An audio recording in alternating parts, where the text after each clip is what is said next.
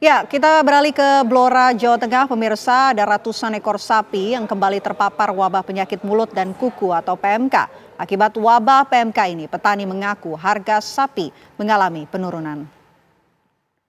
Ancaman wabah penyakit mulut dan kuku atau PMK yang berpotensi menyerang kesehatan hewan ternak hingga kematian ini kembali menyerang ternak sapi di Kabupaten Blora, Jawa Tengah.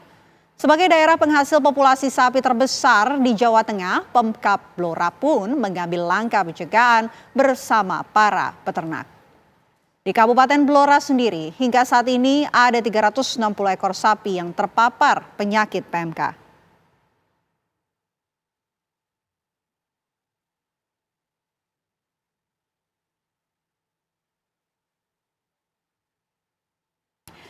Pemirsa, kasus penyebaran penyakit mulut dan kuku pada hewan ternak di Kabupaten Pati, Jawa Tengah melonjak signifikan dalam 2 minggu terakhir. Sedikitnya ada 889 ekor sapi di Kabupaten Pati yang terpapar PMK dan 108 ekor sapi diantaranya mati. Dari 889 sapi yang terserang PMK, ada sebanyak 194 sapi yang terpaksa disembelih, sedangkan sebanyak 562 ekor sapi saat ini masih sakit atau terjangkit PMK dan 25 lainnya dinyatakan sembuh. Wabah PMK tersebar di 14 kecamatan di Kabupaten Pati. Kasus terbanyak berada di Kecamatan Jakenan dan Kecamatan Winong.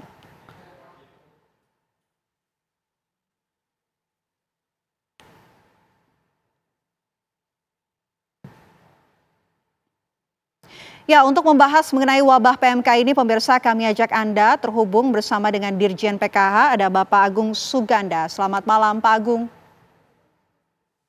Selamat malam. Pak Agung, kami ingin dengar begitu apa yang sudah disiapkan oleh PKH untuk mengatasi adanya wabah PMK yang terjadi di Indonesia. Saat ini, Pak, data terbaru yang dimiliki oleh Anda, ada berapa kemudian yang tersebar begitu mengenai wabah PMK ini? Ya, jadi terima kasih Mbak Vena. Perlu kami sampaikan di sini bahwa kasus PMK ini mengalami peningkatan. Jadi sejak adanya wabah PMK tahun 2022 lalu, Indonesia sudah menjadi negara endemis atau terjangkit PMK, dan memang terjadi peningkatan kasus setiap Januari atau Februari setiap tahun, dan pada tahun ini agak cepat kasus peningkatan mulai terjadi di minggu ketiga bulan Desember tahun 2024 yang lalu.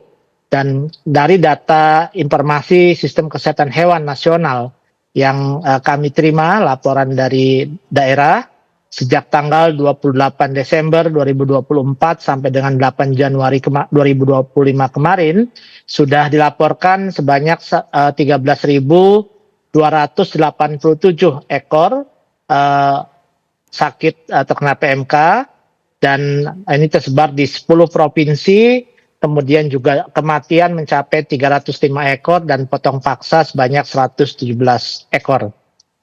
Oke, baik. Dengan banyaknya wabah PMK yang sudah tersebar di Indonesia begitu, apa langkah mitigasi yang sudah disiapkan atau mungkin sudah dilakukan begitu?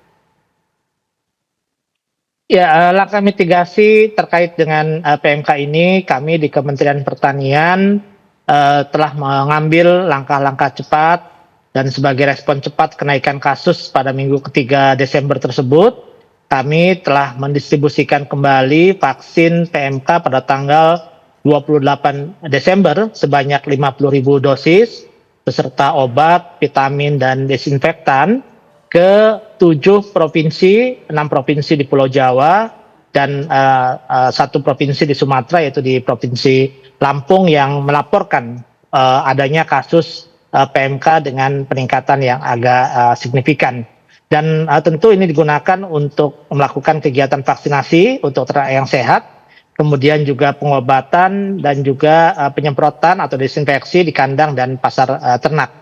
Kemudian juga kami tentu terus mengingatkan, ada surat kami tanggal 4 Desember, kemudian surat Bapak Menteri tanggal 3 Januari, untuk terus mengingatkan pemerintah daerah untuk bersama-sama membentuk satgas, membentuk tim, untuk melakukan kegiatan vaksinasi, pengobatan, desinfeksi, kemudian sosialisasi kepada para peternak untuk mengkondisikan ternaknya tentu agar tetap sehat, kalaupun sakit harus segera diisolasi, diobati dan tidak dikeluarkan dari kandangnya untuk mencegah penularan.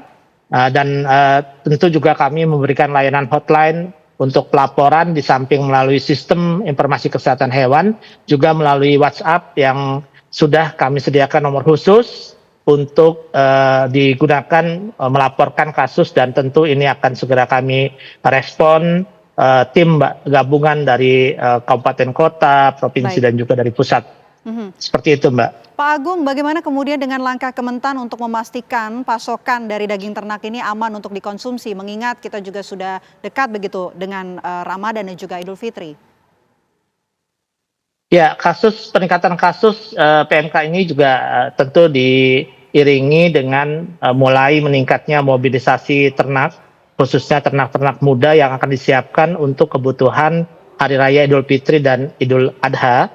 Oleh karena itu, maka kami di tahun 2025 ini juga sudah menyiapkan sejumlah vaksin kurang lebih 4 juta dosis yang siap akan kita distribusikan, termasuk juga obat, vitamin, dan desinfektan.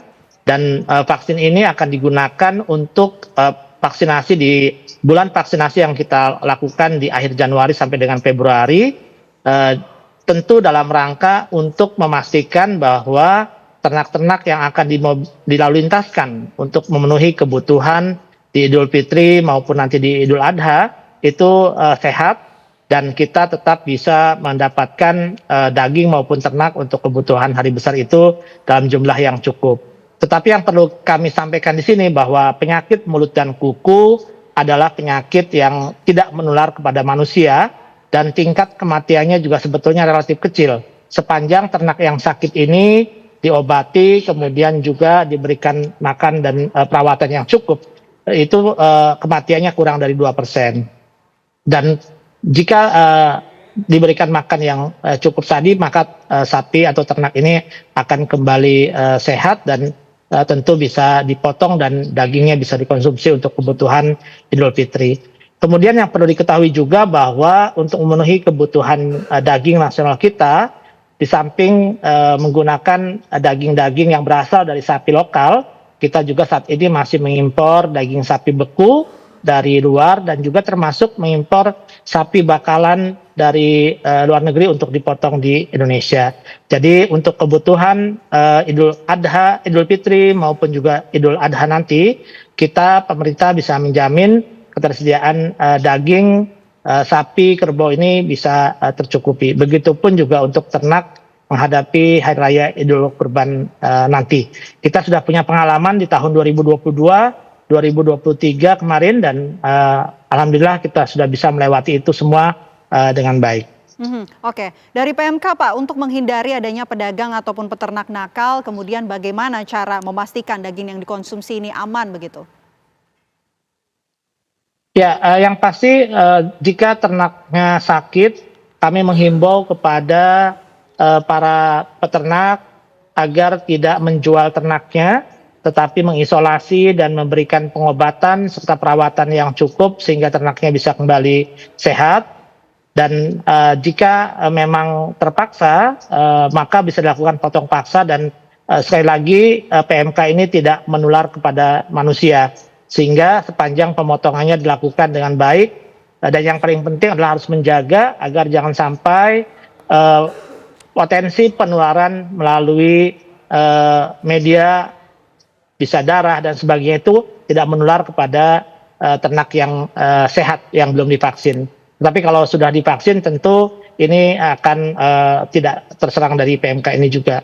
Kemudian bagi para peternak yang ingin menjual ternaknya, saat ini dengan adanya kasus ini memang kami pantau terjadi penurunan harga jual ternak, dan oleh karena itu maka beberapa daerah saat ini juga sudah melakukan penutupan pasar ternak sambil melakukan desinfeksi, dan tentu ini juga sekaligus juga untuk menjaga agar harga ternak hidup kita tidak terlalu turun karena sekali lagi tidak akan mengganggu kesehatan manusia karena PMK ini tidak menular pada manusia. Jadi tidak perlu panik seperti itu.